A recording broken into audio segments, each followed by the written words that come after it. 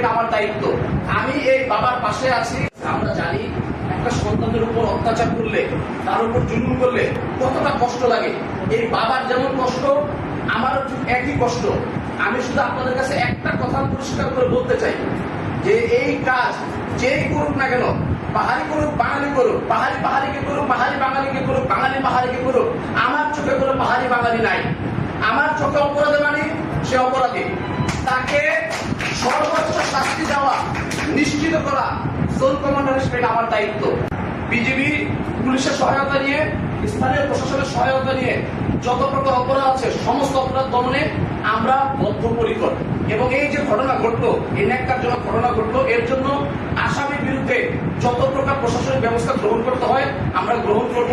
একই সাথে এই বাবার মেয়ের যত প্রকার সাপোর্ট দরকার, যত প্রকার চিকিৎসা সহায়তা দরকার, যা করা দরকার আমাদের বিজেপির পক্ষ থেকে আমরা করব।